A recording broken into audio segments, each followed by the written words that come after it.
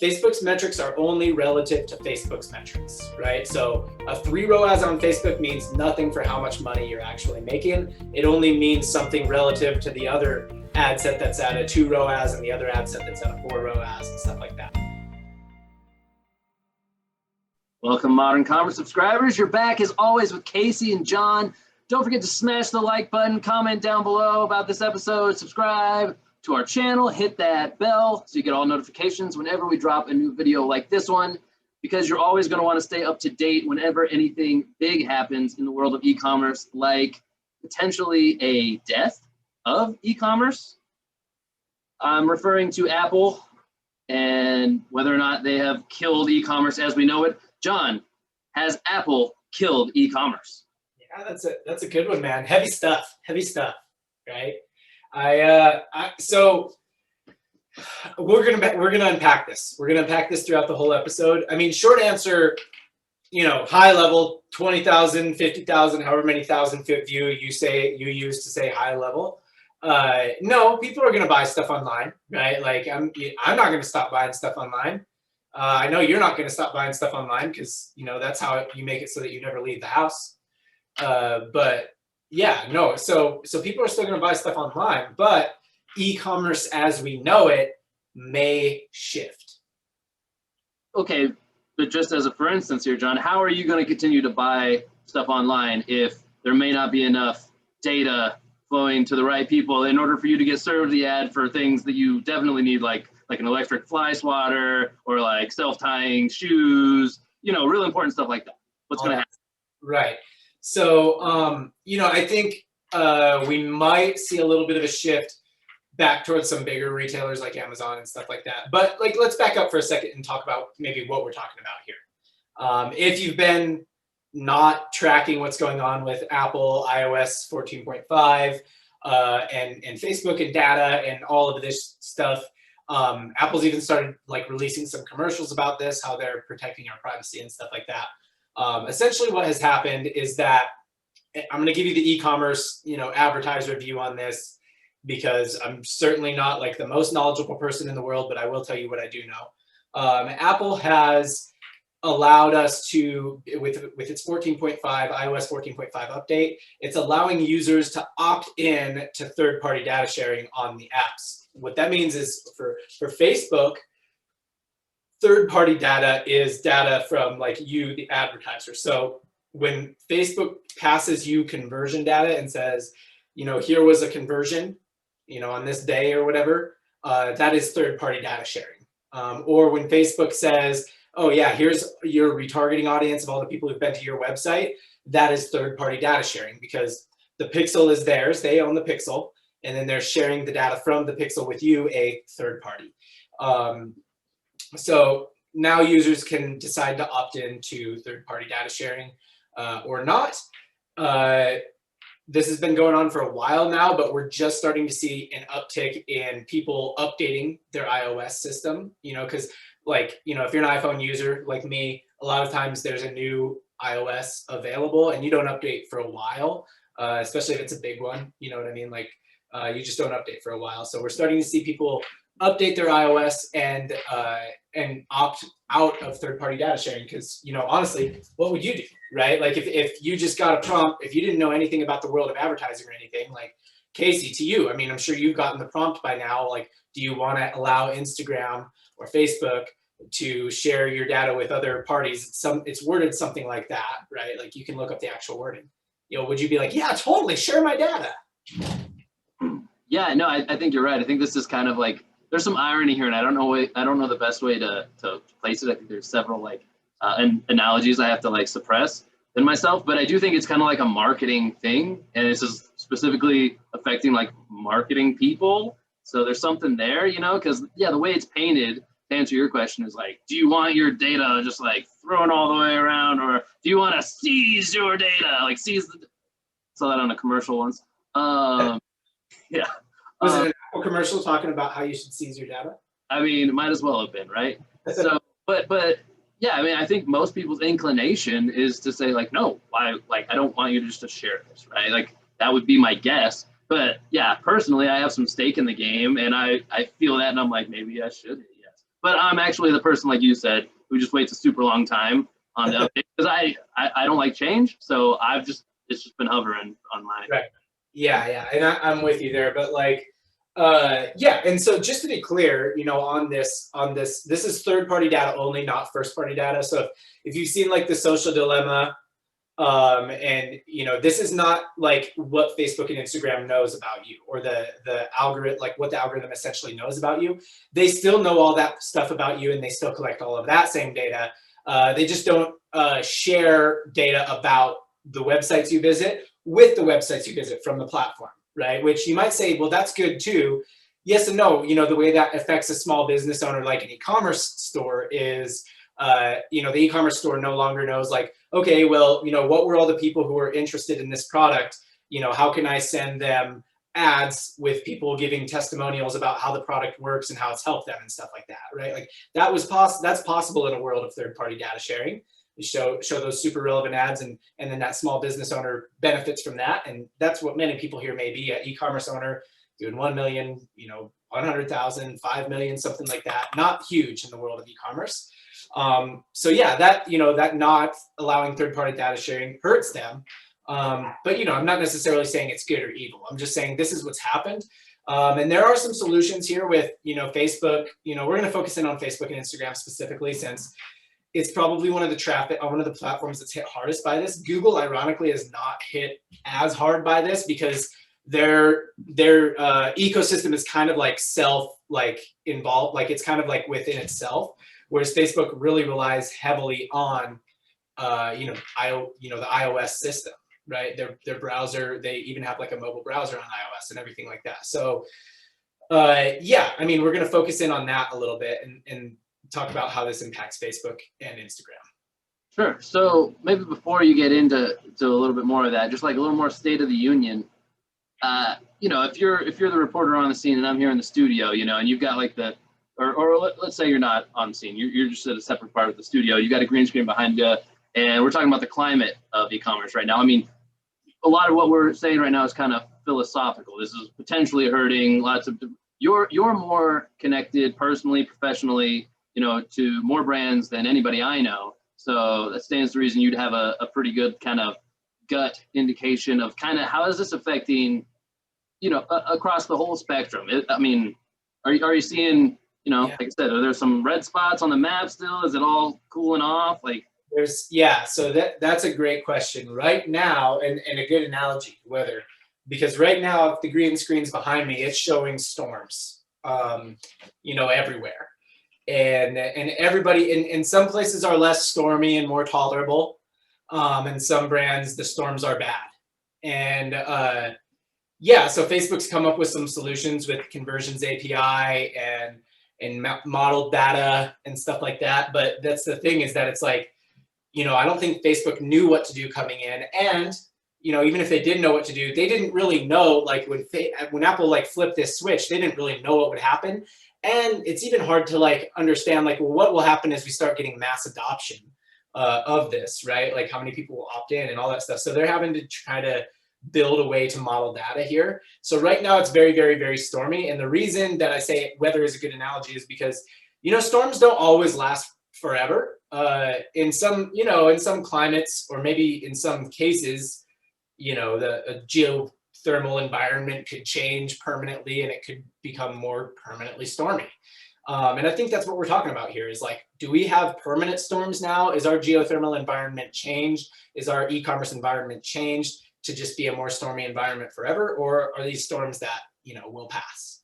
I think, yeah, that was where I was going next. So if that's what it looks like today out there right now, what's that 7-day forecast? And, you know, feel free to scale those 7 days to whatever helps you. Yeah. So, I mean, I think first, let's say, like, will this normalize, right? Like, will we get back to a non-stormy period? Because storms are sort of like an outlier in our climate. Let's say that, right? So normal was that things aren't stormy. Well, okay, first we have to define what normal is on Facebook and Instagram and digital advertising in general. Normal is costs increasing over time on any platform that has good converting traffic. Okay, so there's tons and tons and tons and tons and tons of places to buy traffic. You can buy traffic in so many places, but any place that has good converting traffic will have increasing prices as long as like the demand is outpacing the supply. So Facebook, Instagram is the greatest example of this, where, you know, a few years ago, people started realizing like, hey, this algorithm is powerful, and these people, like, this traffic converts really well. So they started scaling on it, and then other people came in and started advertising on it. And at this point, Facebook has so many more advertising dollars, like their advertising dollars are outpacing their increase in supply of traffic, you know, massively. So what do you do then? Well, you know, then you have to kind of create an algorithm that makes it so that kind of prioritizes those advertising dollars, right? And so that's what you see. So that's what we've seen over the last little while here is, number one, traffic prices increasing, and number two, an algorithm that increasingly prioritizes and deprioritizes ad dollars. So the Facebook waters have gotten much more stormy over the past several years, you know, not even just including what's going on right now. So this is just like a major storm event, but we have to understand that this, you know, this trend has been that traffic is getting more expensive, and the higher quality offers, the higher prioritized ad dollars, however Facebook might be prioritizing those, are getting more of the good traffic, right? So yeah, I think that's like defining normal is important, because part of what might be happening here is that, like, you know, you look at some brands, so just to try and bring this more into the practical, you look at some brands that were like, yeah, Facebook used to kill it for me, and now it's like not so good, you know, and it's this dang iOS. Well, okay, maybe, but when was Facebook killing it for you? Like, okay, maybe a year ago or maybe 2 years ago. So last year is such an outlier that it's hard, you know, to say, but like, what if it was killing for you 2 years ago? Well, okay, but what, you know, what has happened to your cost per click in the last 2 years? Because your traffic from Facebook might be converting just as much as it always has, or within like a realm of, you know, one standard deviation of what it always has. It just costs double, right? So yeah, I mean, that's gonna, if it converts at 5% 2 years ago, and maybe it converts at 6% now, but now instead of costing $1, it costs $2 for a click, that's affected you, right? And that's the trend of always. Like, that's what normal looks like, is traffic costs increasing. So that's something to be aware of for e-commerce brands, because I think a lot of them are like trying to blame a time period, but like, you know, can you actually sustain increasing for this whole time? Always, we should be building our brands and should have been building our brands, assuming that the cost of traffic is going to increase on any platform that has good converting traffic, right? And at a certain point of increasing, no matter how much space you have, the more padding you have there, the better. But if it increased to a certain pad, everybody's priced out. You know, so it's like, you know, that's how you have to approach your business if you're buying traffic. I think that's a responsible angle to bring up, is that, yeah, it's an ever increasing kind of marketplace for the eyeballs, you know, for lack of a better term. But on this normalization kind of topic, I mean, a couple other things stand out to me that I'm sure other people would like to know. Maybe you don't have the answers for, maybe you didn't touch on it too specifically on purpose, but, you know, costs go up, but, you know, you referenced maybe a 5, 6, just, you know, random conversion percentages. Is this something that can really inherently impact that for really the first time in a way that we see like a big drop off, because data is more elusive now? Yep. And furthermore, to the normalization thing, I would say that most people see Facebook as kind of the king of the traffic platforms, at least in certain circles. And could we see that status being diminished once like a new homeostasis is reached, or even be completely dethroned? Yeah, so I think, you know, kind of on your first question, yeah, so I think that's maybe what's really being shaken up right now is conversion rate, and then like true conversions from this traffic, right? So Facebook's always been a platform that actually, in the way of traffic platforms, measured their own traffic relatively accurately. So there are plenty of traffic platforms out there that like way over report their conversions, you know, for one reason or another, and we can get into that in a different episode, or it's a different conversation. But Facebook's always reported their conversions relatively accurately relative to other traffic platforms. So now we're going through this time where, you know, yeah, maybe conversion rate is getting hurt, but what's really getting hurt is Facebook's accuracy of reporting. And then because that reporting feeds their own algorithm, that in turn, it's like this self-perpetuating problem. Like the blind leading the beast isn't getting enough, right? Like we're not feeding the algorithm beast enough true data, or we're feeding it actual false data, which doesn't help, and so that's, like that's maybe a little philosophical, but like what we actually might be seeing now in terms of like, let's go back to that analogy I said earlier, your 5% conversion rate is now a 6% conversion rate, but guess what? Like Facebook's not super accurate on that, and really it's only a 3% conversion rate. Plus we're feeding it back all of these false conversions, so it's giving us more traffic that doesn't actually convert, right? So that's kind of that's really the major storm event I think we're having right now. And in terms of normalization, I do think Facebook will sort of like come up with a homeostasis for that side of it, at least to the degree that they can. But the traffic costs are going to continue to increase, so that must be known. And then, sorry, what was the second part of your question? That was, are they going to remain kind of the top shelf, traffic source in most people's eyes? Are they going to hold on to that? Are they going to just be that but diminished? Are they going to kind of be demoted from king to like jack, or like the 10, the 9, the 8, the 7? Deck of cards joke. Yeah, I mean, I think that a little poker joke or cards joke there. Thanks. I think that I think that a lot of people probably see either Facebook or Google as the king in e-commerce. E-commerce is pretty heavily indexed on Facebook, direct to consumer e-commerce anyway, other than Amazon. So Amazon will maybe put into a different category of being like a retailer. They're really in the more retail category, but in direct to consumer e-commerce, Facebook, Google, they're sort of seen as the kings. So look, here's the thing about Facebook. It's actually, they're like not a very good traffic partner.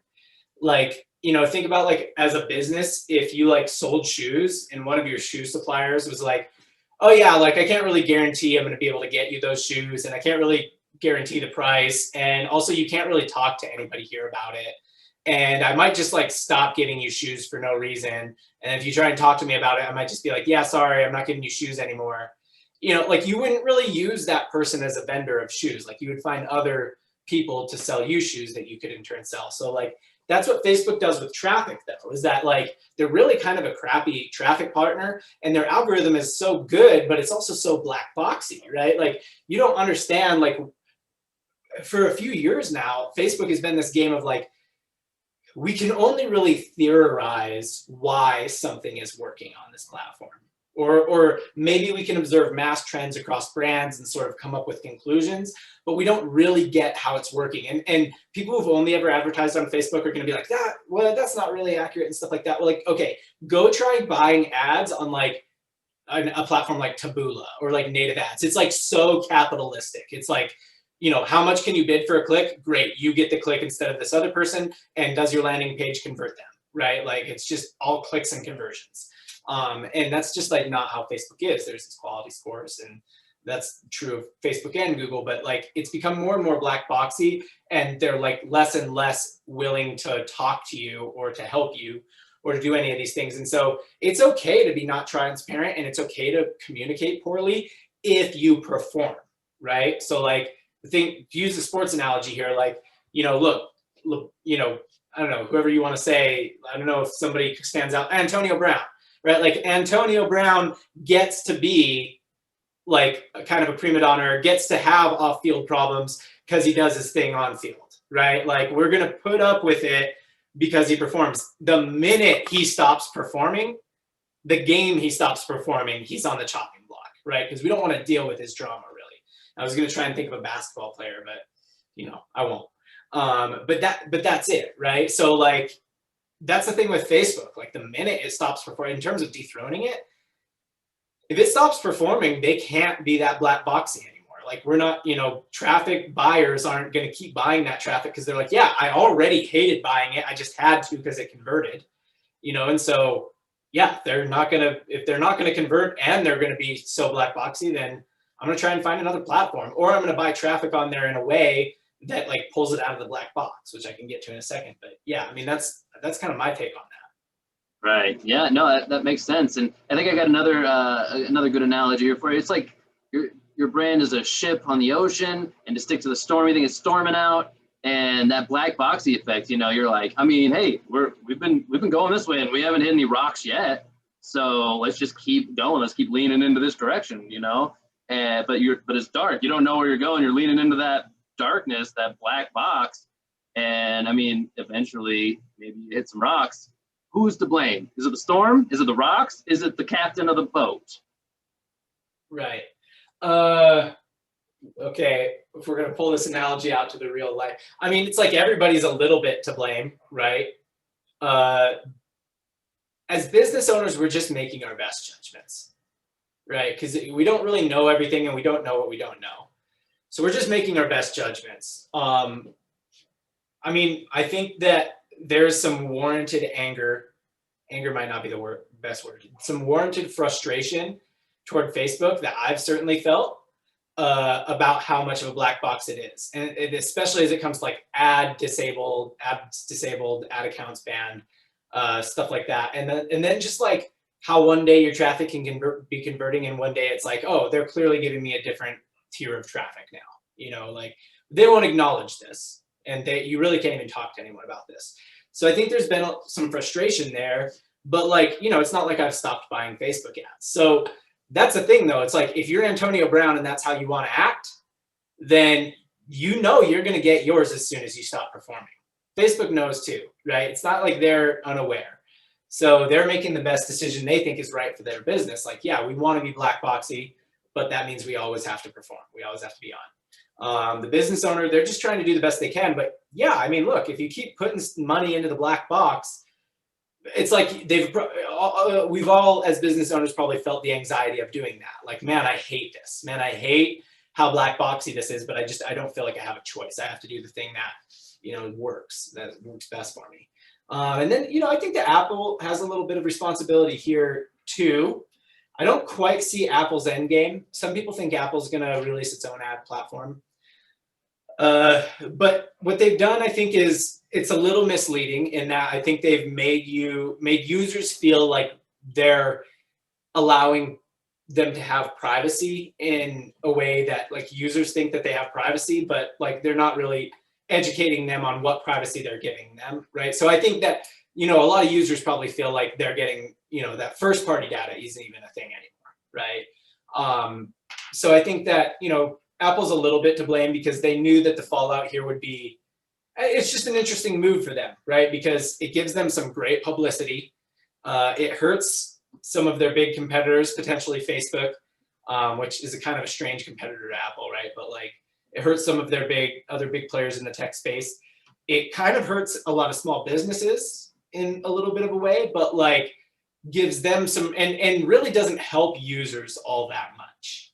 And again, an argument could be made that I'm wrong on that, but like not as much as users think, right? But like, yeah, can you blame them for an opportunity for really good publicity?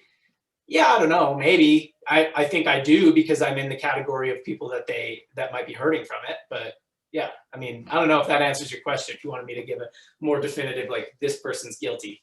I think I'm gonna flex my kind of humble role here on this show. The few things I actually do, you do so much of the content and carrying the conversation. I'm going to go ahead and say, let's table what we think Apple's endgame might be, because that might be enough as kind of events develop for a whole episode's worth of content, what Apple's about to try to do. Because yeah, they're shaking things up for sure. And I think, other than having a crystal ball, nobody knows exactly what will happen. So maybe that's not the most fruitful conversation we can go down. But we've talked a little bit about what has happened in case people have been living under a rock for the last, I don't know when the whispers of this started so long ago. It feels like it's been going on forever. And kind of what normalizing will look like, kind of without trying to put too much of our own spin on it, just in general, what would that look like? What we think kind of might play out a little bit. So now to the prudent things that I'm sure most people are wondering, what do I actually do right now? What do I do? Yeah. Okay. So first, I'm going to talk about the stuff that maybe people don't want to hear so much. But this is always true. So the truth here is that there are e-commerce businesses that will not be able to survive this. but that's true of any time period. E-commerce businesses go under all the time. It's not true of times before the internet, actually. Yeah. Well, okay. Well, that's true of business for any time period. But yeah. Okay. So there are going to be businesses. Actually, I will even pull it out to say business, not only e-commerce. There are going to be businesses that can't survive this, that don't survive this. You know, that just aren't equipped to. And that's true of any time period. And that's, you know, at any given point, I think most founders have at least an internal sort of SWOT analysis of their business. So strength, weaknesses, opportunities, threats. You know, they know what their business's strengths are. They know what their weaknesses are. They know that where their opportunities lie, and they know what their biggest threats are. And what we might have right now is a situation where some of those biggest threats are coming to bear for some businesses. You know, an over-index, over-reliance on a platform that relies heavily on the iOS platform. So if you don't have enough in the strengths or opportunities category, yeah, I mean, there are some businesses like that are maybe not going to survive this. But again, that's true of any time period. When a threat comes, when that threat actually comes to fruition, you have to have enough in the other categories to weather it. So that's one thing to think about. And maybe like, I don't know, you know, that I want to like advise anybody to do this, but think about this. If it is that like, hey, that has been our biggest threat, and we don't really, I don't think we can combat this. Like maybe think about like, what does living to fight another day look like for you? You know, is there a way for you to close up shop for a while and like just save your cash, right? Is there a way, is that not, and I think that a lot of people are like, no, like that's such a negative way to, I'm like, I'm not trying to be negative. I am just trying to say like, you know, is battling and swimming upstream against a thing that really is the biggest threat to your business when you don't have the resources to swim upstream against that, you know, is doing that and thinking I'm going to figure it out because I'm an entrepreneur. And I'm like, yeah, I agree. But like, maybe the way to figure it out is be like, hey, can we hole up for a little bit and like kind of live to fight another day on this, you know? Yeah. Yeah. That's a strong perspective, because I think a lot of the uncomfortable things to recognize here in that SWOT analysis over the last, you know, year plus now, I mean, how much more have people had the stacked opportunity column just across the board in all e-commerce basically, right? When everybody's at home buying stuff online, there's just naturally so much more opportunity. How many businesses were born out of that time period or just thrived in that time period? And now we could be seeing a little bit of a market correction, you know? Right. And also, I think this to another point, this is why I kind of had the who's to blame, the rocks, the storm, the captain of the boat. If you're the captain of your brand's boat or ship, if you're on the ocean, I guess, I don't know. I think it can be a helpful perspective to realize, you know, it's easy to blame Apple. It's easy to blame Facebook. How much do you have to do with those things? Nothing, right? But sometimes it's good to look at your decisions, whether you're the brand owner or brand manager or you know, an agency running traffic for clients or just some contractor, you know, at all points, take a look at the decisions you make and realize, you know, maybe there's a decision I make here that I need to psychologically kind of be okay with preparing at least to reverse out of, to kind of live leaner, you know, business-wise, to hold up, like you're saying, we're not saying close up shop. We're not telling everybody to give up, right? Like before you give up, you know, reach out to us. We'll try to do what we can do, you know? Yeah. But to be prepared to not have that ever growing business mentality, maybe learning how to get to that normalization. Yeah. I mean, the thing about e-commerce is it's been an incredibly short history, which I covered in one of our last episodes, that like right now would be a really good time to put a card somewhere around me for that episode, if you want to watch that. But it's been a very short history. So I think what's interesting about that is that a lot of founders have never experienced the period of like, I think normal ebbs and flows of business are, you know, hey, there are periods where we have high opportunity, we have hyper growth, and that kind of thing, or really, really high profitability. And then there are periods that are just, you know, more of a struggle and, you know, we have to go into survival mode. And I think a lot of e-commerce founders and business owners haven't experienced that. And that doesn't mean, you know, you stop running ads. It doesn't mean you stop doing stuff, you know, but that's, just think about it like that, right? Like think about, maybe put like a little bit of an asterisk on your 2021 growth goals. You know, especially if you're in that situation of being really over-indexed on like a Facebook or an Instagram. Yeah, I'm sorry to cut you off there, John, but we talked a little bit about this off camera, and we referred to it a little bit in other episodes too, but kind of maybe taking the approach of trying to brighten up the black box as much as possible. If you've been running traffic through Facebook for so long that you're completely reliant on it and on their metrics, you know, we've talked about MER, marketing efficiency ratio, kind of being your true North Star in any business, really, whether you know it or not, kind of it's there. Whether you learn how to navigate by that North Star is up to you. And we're basically saying, learn how to, like, we recommend it. And there's other things, of course, too. You know, you got any other hot tips on maybe how to de-black boxify? Yeah. Go ahead. Yeah, no, I get what you're saying. So first of all, understand that exploring other traffic channels sounds sexy. And it is. If you can crack another traffic channel that has some actual scale and produces true results, not just grabbed attribution, that's great, right? So, you know, Google is a good place to go right now, especially if you already have it going. Natives, that kind of thing.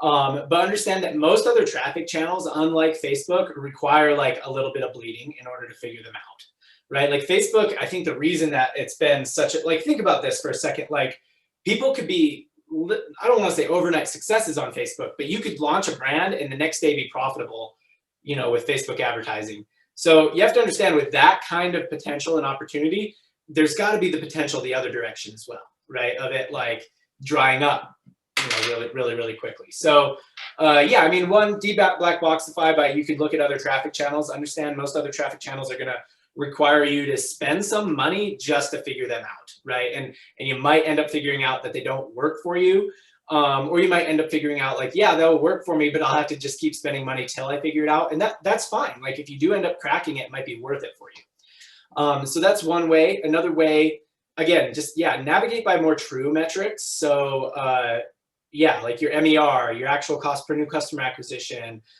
those kinds of things. Don't really, I would just stop relying on Facebook metrics entirely. Facebook's metrics, I've said this a lot of times, but maybe this will be like more impactful if you've watched this whole episode. Facebook's metrics are only relative to Facebook's metrics, right? So a 3 ROAS on Facebook means nothing for how much money you're actually making. It only means something relative to the other ad set that's at a 2 ROAS and the other ad set that's at a 4 ROAS and stuff like that, right? It's only relevant to Facebook's metrics. You actually have to correlate out what do we hit on Facebook in order to hit our North Star targets of MER and CAC, right? Or whatever they are. So that's another way to black boxify. Another thing that I've been, like, this very tactical that I've been thinking about leaning toward lately is start looking at your cost per click a little bit more. So like, I think that we've gotten into this habit of like, Facebook traffic converts, I don't care about the CPC, I just care about the ROAS.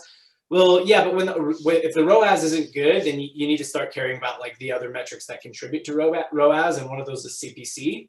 So because it's such of a black box, you know, one of the things we're doing is leaning toward like, how can we get the cost per click to a level where it's reasonable, right? Like we don't want to optimize for link clicks on the platform. You know, we want to optimize for purchases. We want to use creative that is like relatively relevant, you know, for selling the product or the brand or whatever. But how can we get people off platform for a cost where like, hey, at that cost per click, if I can just figure out how to reasonably convert them at like a reasonable rate, reasonable is very subjective, but if I can figure out how to convert them at a reasonable rate, that cost per click works. So, you know, a lot of brands right now, we're seeing $3, $4 cost per clicks on their ads. And that's really part of the battle. But then, you know, those $3 to $4 cost per clicks have a really high conversion rate, but not high enough to work. But if we could get it down to like $1 per click, then and even if it's still not a target, at least we're optimizing outside of the black box, right? So we're optimizing our landing page, we're optimizing our conversion flow and our value optimization flow and stuff like that. So stuff that's a little less black boxy and a little bit more like I can run this split test and see the numbers on it. So those are some ways to maybe de-black boxify a little bit. I think the other thing, maybe the big thing to keep in mind here is like, if you can honestly tell you this is what you should work toward, right? And I don't know how to tell you how to do that for every brand out there, but what you should work toward is like being able to honestly kind of say to yourself, like, I'm not worried about getting good quality traffic. Like I can get good quality, I'm going to be able to get good quality traffic at a cost rate that works for me. You know, maybe I just won't get quite as much of it as I want. Right. So if you're in that situation, then you're going to be able to survive. You're going to be able to weather the storm. So people who have, you know, really loyal communities that are going to seek them out, you know what I mean? Like, or, you know, big email lists, SMS lists, stuff. And I know that there's kind of an email version of iOS coming out soon, right? Like that it may affect email soon, but like, you know, people who have that can really honestly tell themselves like, look, I don't need Facebook to get good quality traffic at a cost that is reasonable to me. It's just really nice. You know, it just is the main thing that really helps me grow. Then you're more in a state where you're ready to survive until this thing normalizes. I think a lot of the lessons that you just kind of talked about and touched on there are pretty easy and true at all times to understand the weight of as an agency buyer, where you're already working with so many different brands and testing so many different functions of the platform, things like that. But I think for the people who have benefited a lot from Facebook and generally had good success and kind of, like I said, leaned in a little bit to that black boxiness and been like, this is working, so why not? I think a lot of those lessons you're touching on have been pretty easy to ignore for brands like that. And I think now that they could potentially be feeling a little heartburn from that, I think ears might be perking up a little bit to things that, at least off camera, a lot of times I've heard you speak about these same things over and over again. Because at the end of the day, really, I mean, marketing and all of advertising is how much does it cost to get people to your offer or store, and how well does that offer or store convert? You know, like that. Those are how much does it cost, and how much is it worth to you? Right? It's your CPC and your EPC. Exactly. I mean, those are the truest metrics you could go by. And I think when you're outsourcing that completely to a platform that they honestly couldn't care less, you know, as long as you're staying on the platform, really what they're reporting to you, you know, I think that's a huge liability. And the more you can just understand and make accurate those two metrics in your view, however you do it, whether it's on a spreadsheet or just internalize it a lot, you're one of those kind of run and gunner, like gut optimizers, however you do it, the more true you can make those metrics and kind of play with the levels there, adjust those sliders a little bit in the way that benefit your brand, the better off you'll be. Yeah, absolutely. Dude, I feel like that was the parting shot. You took it from me. What, man? Are you being serious with me right now? Yeah, I mean, look, I could try something, but that's kind of what I would say. I think it's just like, you know, as a brand, you have to maybe mature a little bit from like the mindset of like Facebook is screw me over, Apple's screw me over, or something like that. And you have to think more like a business person, right? And be like, all right, I'm facing a difficult time. What do I realistically need to do right here, right? Like, what do I actually need, right? What are my overheads? How much do I need to make? How much, like, get really clear about your numbers that you need, and figure out a way, right, to bring those needs down, right? Like maybe bring the overheads down or bring those needs down so that you can more easily survive, or you play with your CPC and your EPC, whatever that means, right? Whether that means going to Facebook and being like, we're going to take a different approach where we do, more advertorials, because those have a higher click-through rate and lower cost per click. And then we can just optimize off of platform, right? Like that's a legitimate strategy you could try right now. Or a legitimate tactic you could try right now. Or you could go to another traffic platform. You know, you have to understand the risks inherent in all of those moves. Just make real assessments about risk reward of different things. And I'm not saying don't be optimistic, but don't be like blindly optimistic, right? So be sure of like, be honest with yourself about what you can expect, and maybe even honest about like what you're willing to tolerate. So like, you know, if I go and try another, I'm willing to pour $5,000 into this platform, and if we're not at this level by then, you know, we're gonna move on, you know, or something like that. Like kind of definitize those things a little bit more, I mean, I don't know. That's kind of the parting shot. It's just you gotta like lean into being a business owner and lean into thinking about your brand in terms of like, we just need to sell product to this degree, however we get that done. As opposed to like, we need to be better at running Facebook ads. You're right, man. Yep, that's it. You know, it's just a good point. I need to change perspective a little bit. Think about it like businesses have had to. I mean, look, the game never changed, right? The players change within the game. Businesses have existed, I think, longer than currency itself, really, you know? So, like, you know, people have made it through before. This is just the newest iteration of how the players in the game have changed. You know, keep your head on a swivel. Keep tuning into Modern Commerce content, because we're going to keep you up to date with everything that's going on with Apple and Facebook and anybody else who enters into the arena and changes up the way that your e-commerce brand is going to function. John, great having you here. Guys, like, comment, subscribe, hit that bell, get those notifications so you never miss any of our videos coming down the pipe. And until next time, we'll see you.